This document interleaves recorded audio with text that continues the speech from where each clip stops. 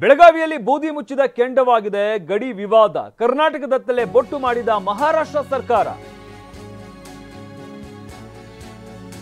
ಮಹಾರಾಷ್ಟ್ರ ಬಸ್ಗಳಿಗೆ ಮಾರ್ಷಲ್ಗಳ ಭದ್ರತೆ ನೀಡ್ತಾರಾ? ಹಾಗಾದ್ರೆ ಈಗಾಗಲೇ ಬಸ್ ಸಂಚಾರವನ್ನ ಸ್ಥಗಿತಗೊಳಿಸಲಾಗಿದೆ. ಹಾಗಾದ್ರೆ ಪ್ರಯಾಣಿಕರ ಗತಿ ಏನು? ಕರ್ನಾಟಕಕ್ಕೆ ತೆರಳುವ ಸರ್ಕಾರಿ ಬಸ್ಗಳಿಗೆ ಭದ್ರತೆ ಮಾಡೋದಕ್ಕೆ ಮಹಾರಾಷ್ಟ್ರ ಸರ್ಕಾರ ಚಿಂತನೆ ಮಾಡ್ತಾ ಇದೆ.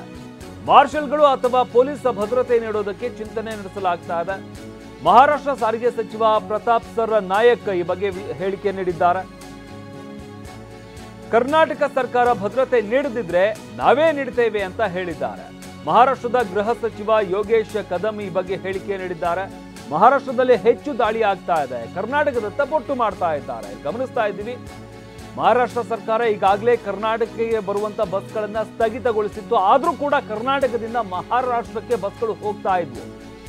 ಆದ್ರೆ ಮಹಾರಾಷ್ಟ್ರಕ್ಕೆ ಹೋದಂತ ಕರ್ನಾಟಕ ಬಸ್ಗಳನ್ನ ತಡೆದು ನಿಲ್ಲಿಸಿ ಮಸಿ ಬಳಿದು ಡ್ರೈವರ್ಗಳು ಕಂಡಕ್ಟರ್ ಮೇಲೆ ಹಲ್ಲೆ ಮಾಡುವಂಥದ್ದು, ಅವರಿಗೆ ಮಸಿ ಬಳಿಯುವಂಥದ್ದು, ಕೇಸರಿ ಬಣ್ಣ ಹಚ್ಚುವಂಥದ್ದು, ಅವಮಾನ ಮಾಡುವಂಥದ್ದು, ಇದೆಲ್ಲ ಮಾಡ್ತಾ ಇರೋದೇ MES ಪುಂಡರು.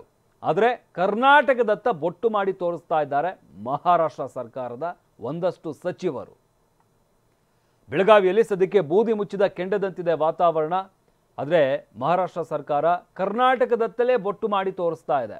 ಇನ್ನು ಕರ್ನಾಟಕಕ್ಕೆ ಬಸ್ ಬಿಡೋದಕ್ಕೆ ಸರ್ಕಾರ ಚಿಂತನೆ ಮಾಡ್ತಾ ಇದೆ ಮಹಾರಾಷ್ಟ್ರ ಸರ್ಕಾರ. ಆದರೆ ಅವ್ರು ಹೇಳ್ತಾ ಇರುವಂಥದ್ದು, ಒಂದು ಮಾರ್ಷಲ್ಗಳ ವ್ಯವಸ್ಥೆಯನ್ನು ಮಾಡ್ಕೊಳ್ತೀವಿ ಅಥವಾ ಪೊಲೀಸರ ವ್ಯವಸ್ಥೆನೇ, ಭದ್ರತೆಗೆ ಪೊಲೀಸರನ್ನೇ ಕಳಿಸಿ ಬಸ್ಗಳನ್ನು ಕಳಿಸ್ತೀವಿ ಅಂತ ಮಹಾರಾಷ್ಟ್ರ ಸರ್ಕಾರ ಹೇಳ್ತಾ ಇರುವಂಥದ್ದು. ಆದರೆ ಕರ್ನಾಟಕಕ್ಕಿಂತ ಹೆಚ್ಚಾಗಿ ಮಹಾರಾಷ್ಟ್ರದಲ್ಲೇ ಕರ್ನಾಟಕದ ಬಸ್ಗಳ ಮೇಲೆ, ಕನ್ನಡಿಗರ ಮೇಲೆ, ಡ್ರೈವರ್ಗಳ ಮೇಲೆ, ಕಂಡಕ್ಟರ್ಗಳ ಮೇಲೆ ಹಲ್ಲೆಯಾಗಿರುವಂಥದ್ದು. ಇದನ್ನ ಮಹಾರಾಷ್ಟ್ರ ಸರ್ಕಾರ ಚಿಂತನೆ ಮಾಡಬೇಕಾಗಿದೆ.